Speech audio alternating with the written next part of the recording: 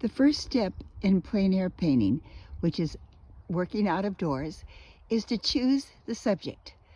Now, with such a beautiful place as this, it's very difficult to abstract the elements that will create a really fine watercolor. So the artist has spent a good deal of time choosing the subjects well, has examined the trees, the rocks, even the water and the reflections. Then a very careful sketch is rendered on 100% rag watercolor paper. D'Arches is a favorite. The sketch begins with compositional planning, horizon line, eye level, and even the annotated sketches that will help in the later colors that are presented. I love watercolor painting. It's just joyous and fun. And I want to introduce you to some of the colors that I use and will be using for this painting of River Harbor Drive. I use Winsor Newton paints, which are excellent, and a very set John Pike palette. French ultramarine, cobalt blue, Prussian blue, cerulean blue, viridian. And then on the cool side, alizarin crimson, which is a cold red, but then a warm red, which is cadmium red, and cadmium yellow, yellow ochre, my favorite, which is raw sienna, burnt sienna, Payne's gray, and ivory black. This is the thinking area. This is where all the work takes place, and the combination and the mixtures of the colors back and forth, making the various grays. This is also a place where many happy accidents. Sometimes the palette is a better looking result than the painting. And the brushes. Oh yes, we have the chisel brushes. Here's the 1 inch, 3/4, 1/4 inch, and the little 1/2 inch, 1/4 inch. And we have a rigger brush, which will do all the tiny little fine points. Now we also have rounds. These are wonderful, and I've had this round for a very long time. It is a number 14, and it works all the way down to a number 4. Now these are very beautifully made. The brush is made in Europe. Generally, the Kolinsky family has used pure sable, and the brush, the length of the hair is actually clear down here into the ferrule, and it's an excellent brush and lasts a lifetime. Also, we have the hockey brush. This is the hockey brush, and it's a 1 inch hockey. This one is a little bit broader, about a 3 or 4 inch, and I've already pre-wet this paper to show you the first phase of a watercolor painting. And I will moisten it again, just a little bit. The paper has been stretched on a board. It is 140 weight. It is a very pure, beautiful, handmade paper.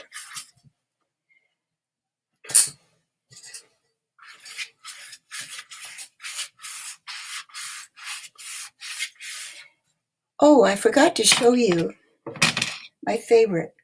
This is the little toothbrush that is used for spatters. Now, also, I've used a frisket. The frisket has been applied to various areas where the tree trunk will be bright and white. The white paper must remain. All right, let's begin. Starting with the chisel 1 inch brush, I'm going to run the first washes at the very top.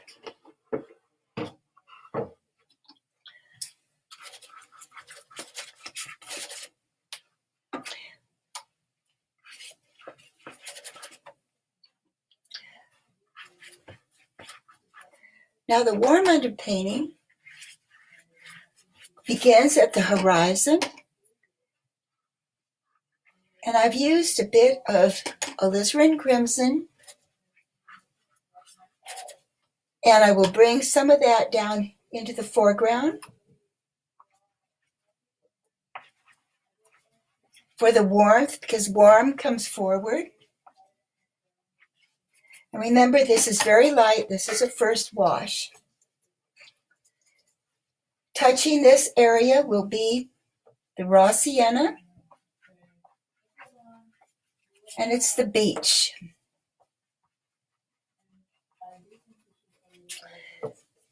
The artist works very quickly and works lightly at this first stage. Remember, it's much easier to make a painting darker than to try to lighten it. So here we have the foreground colors. And I'm going to use that famous little spattering brush. And we'll spatter some areas right in here. Hopefully you can see this. There we go. That shows up a little bit. And more of this can be added later. Also a bit of the burnt sienna into this area. Again, warm comes forward. And all this area will be just sparkling, just like that. These little pigments of color are beautiful and wonderful. Now I will clean the brush and I'll go up into this area. And one of the things I wanted to do was bring in one of those beautiful blossoming trees. So the underpainting for that will be done in this area. And I'm just going to randomly bring in alizarin, and I'm not going to worry about it at this point. It's going to be strong and very bright, and it will make a wonderful painting. This is springtime, and I'm so glad I actually live in very cold country. So springtime is welcome. Now, there's a few more of those beauties over in here. I wonder where. Probably in here, a little bit of that. Just a few little spots in there, maybe a little bit over here. And now I'm going to pick up a bit of the raw sienna and pop it in over here. There's a hill that comes down that way. And you notice the watercolor is running. Again, this is underpainting. It's kept very light. And I can use this. I will tilt it up a little bit, holding it like this, so it won't run too far down. The next part of this will be the cool underpainting, and I'm going to run it down right into the water. Okay.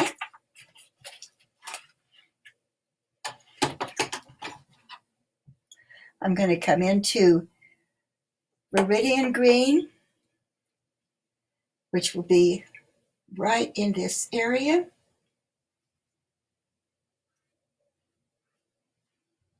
And Cerulean.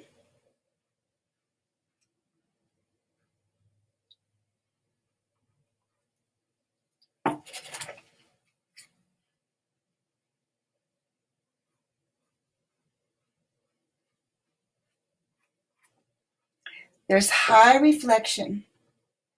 This little building actually has red in it, so I'm going to drop that in.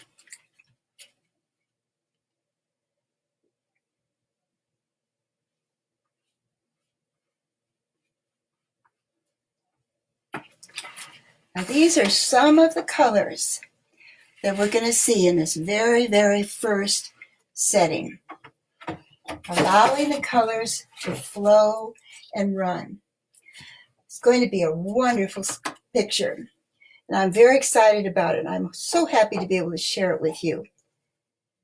Bring in some Prussian blue.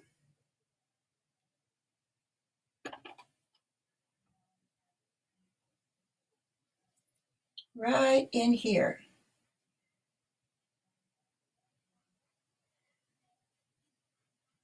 Right at the shoreline where it begins to flow down.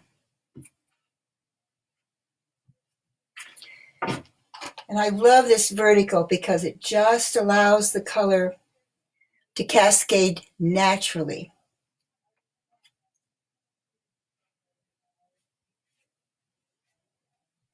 I've also frisketed a couple of little figures in here, but they won't stand out unless I have something behind them. So this is the place for the cerulean and the viridian mix right in behind. Later on, you'll see what happens when we pull the frisket off.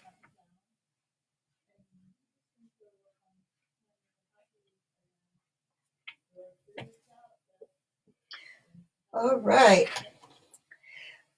For right now, this is where I'm going to leave the picture. And session number 2 will come back and you can join me again.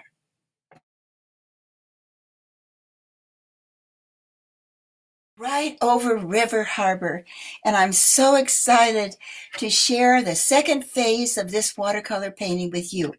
I'm going to begin by saying that the trees have a light source that pours in to the very top, and I'm going to start with this on second value.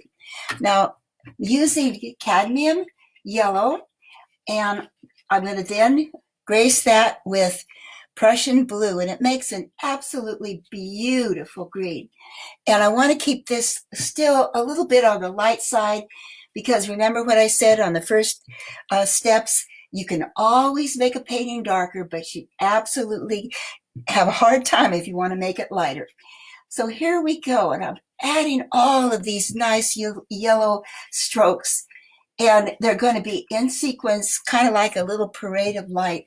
And you have to keep it light, and you have to keep it just flowing and like dancing just over the surface. And I remember a long time ago, my special teacher, who was Rex Brandt from California, he told me so many years ago, he said to me, Barbara, why don't you paint a symphony? You could start with a melody and then build up and make a symphony. So right now I'm putting in all the melodious little sparkles of light and color. And I'm using wonderful reflections. They're going to dance down here into the water. And my friends, this is doable. You can learn to watercolor paint. You do need to have the ability to be a little bit spontaneous and a little bit free in your thinking in terms of color. And yes, there are tremendous rules, and I've followed the rules all my life with principles and elements of art, and I've learned these elements. And then what really happens after you've painted as long as I have, the spontaneity of watercolor just is free, because these rules and all the ways of doing it and the techniques and the handling of materials, these are all very essential. But after a while, they just jump right out on the paper, and you could do it without even thinking. Now I'm remembering that I'm going to add Prussian blue. And I've had to stall just a little bit because I want to tell you, timing is absolutely critical with watercolor painting. And so now I'm going to go back and I'm going to add Prussian blue right alongside of the yellow that I started with. And here it comes. Hopefully you can see this. I'm going to tip this up just a tiny bit. All right. And certainly I'm going to give you a much better view of this painting on section number 4, which will come up maybe tomorrow. I may be ready to paint the deeper values that will appear in the third value. It actually will be our third or fourth presentation. And I'm wanting to give you these steps one at a time, so that should you come back and view the videos in the future, you could follow right along. The second picture that I do from Harbor River is going to be similar but different. It will have deeper, stronger values of cast shadows. This particular picture is going to emphasize a beautiful and very graceful tree, and I'll begin that tomorrow. Now this tree, I think that begins to show up a little bit for you. Now I'm going to do something called Lost and Found Edge. That's where I go up behind this little building and I clip in the background right behind it. And it becomes visible only as you see the background behind it. It's kind of a little secret technique of the watercolor artist. The lost and found edge, something hopefully you'll learn and be able to try out for yourself. It also works in oil painting, but it's not as critical because you have more time with oils to correct and make mistakes work for you. But in this case, I'm telling you, mistakes are only happy accidents. They don't always work for you. In this case, I have a very careful sketch. I haven't kept away from the absolute principles that I know of a good composition, thumbnail sketches, choosing the vertical or the horizontal.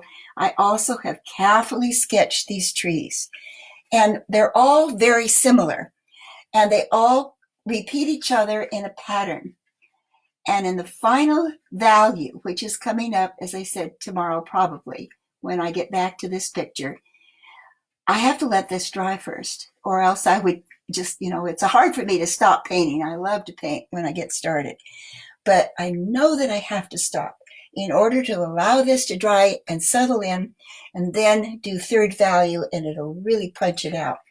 Here's the other lost and found edge of the other side of this little house, and it's nestled way up in the trees, way up here. There it is. There it is. Oh, I really like that.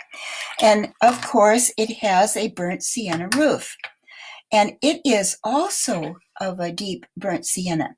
Now I'm going to use alizarin crimson and burnt sienna to accent this little house. And I'm going to start, and you'll be able to see this in just a minute. It really stands out. There's a whimsical quality about this particular picture, and it can be whimsical, it can be light, it can be beautiful, even though it is in a deep shadowed area of the mountain.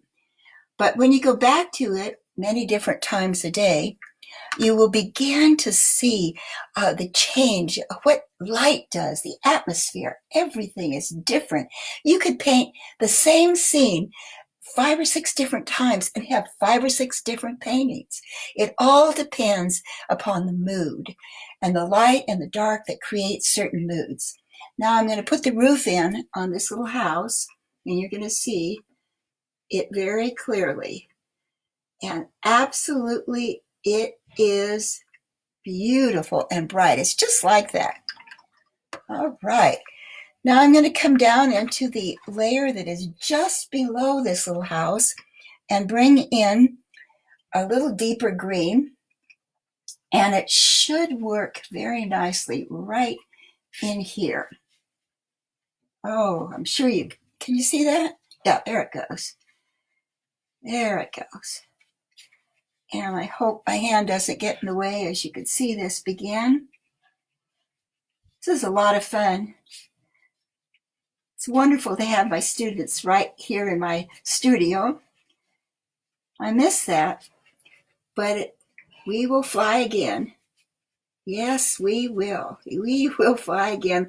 I showed you that rainbow at the very beginning of this session, and it appeared right in my window, and I was so excited. I ran outside, and our whole family went down the street, and all the neighbors came out, and we all looked at this wonderful rainbow, and we saw it as the promise of the new days that are coming ahead. And I'm very happy to share that with all of you. Now, there's that tree. Oh, I like that tree. That's a great one. All right, so here we go. Let's see if we've got another one here. All right, coming down over here. Oh, yes. Oh, there's so much to do on this picture. So what I'm going to do is I'm going to tell you that I have shared the beginning of middle value. And tomorrow, when I get back to my painting, I will complete middle value and introduce you to third value. See you then. The third session that would explain how one would handle the middle value. Now, to begin with, I believe you remember that we had a frisket that was placed on these figures that are down here on the beach. And in order to work behind them and out on them a little bit more, we need to remove the frisket. This can only be done after the background color has been dried. And I'm just doing this for this one little figure over here. And for the moment, I will leave the second one. Now you see the figure has emerged from its background, and it had been drawn carefully first, and then the outline had been placed in the frisket. Now the way in which a frisket is done is with a small brush and exactly in the place where you want to resist, and you want to hold back the watercolor from adhering to the paper. Now I'm doing a little bit more on this tree over here, and I will take this down tomorrow to the actual river. Right now it's raining, so this part of this session is being done in studio. And I'm remembering that this tree was just beautiful, and it had a little bit of yellow highlights from the reflected light. And then I'm allowing some of this frisket to drop down here into the watered area in case I decide to make another wash over here. Frisket is wonderful, it's fun to use, and it certainly is effective if you want to retain the white paper. It can be a little stiff, and some artists really don't like to use it. I use it because I need all the help I could get at times. All right, we're going to proceed now with second value. Second value is with the same colors, only a little less water. And I'm going to proceed with a green that I'm mixing with Prussian and with yellow. And each one of the yellows and each one of the blues produce a slightly different green. And you honestly have to play around with it and experiment until you decide which one is the one you like the best.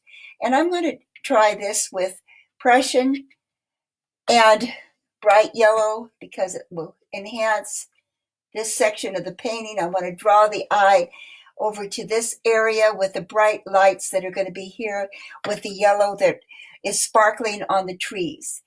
These will be done probably down on location tomorrow if it cheers up a little bit. We've had a lot of intermittent rain, and you never can tell when you can go down to the river. I have been caught in the rain out on location and gotten very damp. All right, so here we have the way in which a middle value is being placed, and I'm using this lovely color and changing its value, moving from the yellow to the green to make the differences. And I'm just splashing around and having a great time. One of the things the artist can do is just to relax and enjoy and see what the paint will do. It's much better than being stiff and too formal. You know, if you want to be exact and perfect and you want the thing to look exactly right, I would suggest you to use a camera. And also, maybe some people that like absolute perfection would prefer doing their rendering in oil paint or acrylics. For me, I just like the unknown and the spontaneity of what may or may not happen. Oh, yes, of course there are mistakes, but you know, this has never been done before, so it can't be wrong.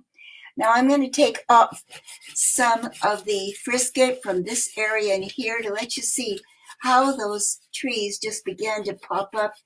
And again, it has to be dry underneath before you remove any of the frisket. And I've removed this so I can see what I'm doing here and have these vertical lines.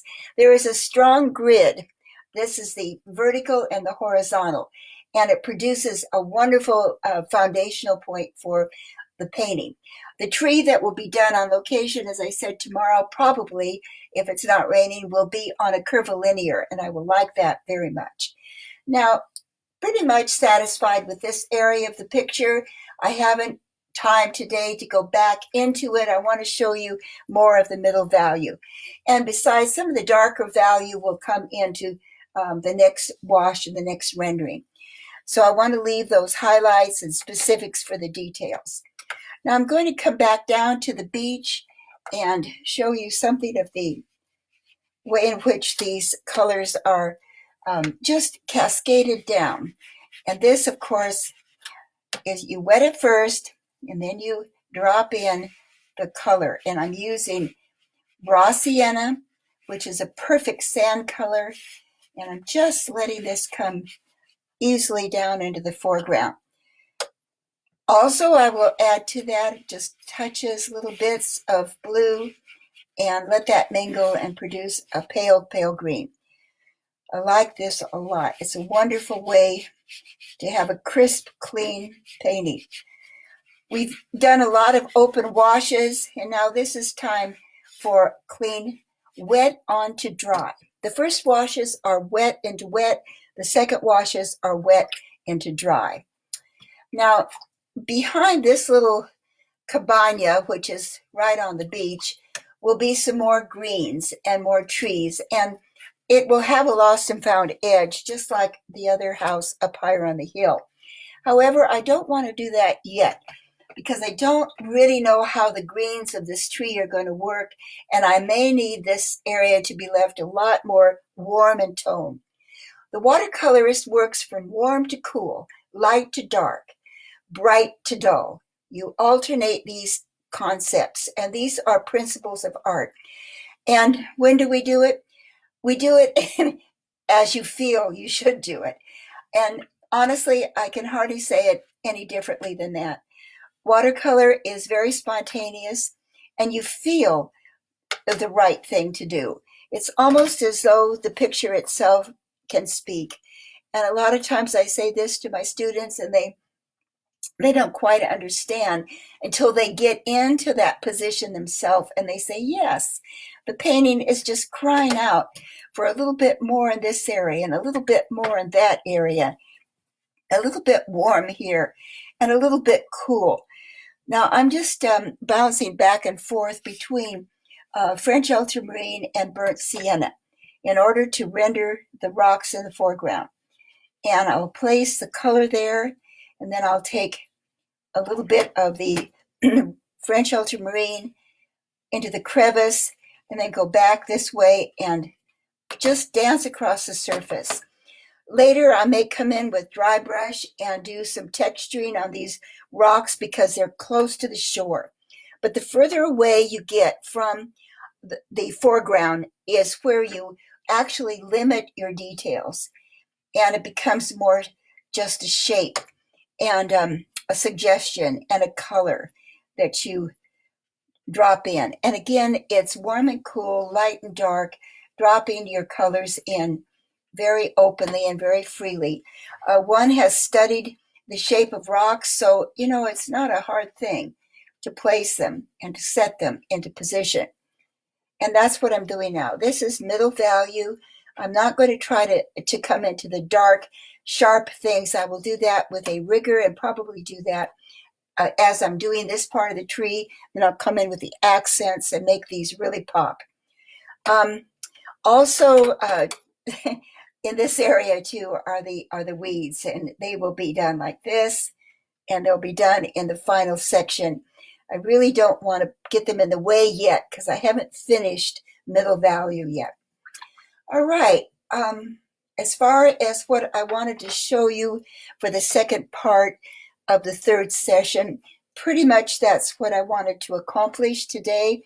However, there is one more thing, and it would be a little bit more spattering, a little bit more texture in the foreground. And again, we use the favorite toothbrush to do that.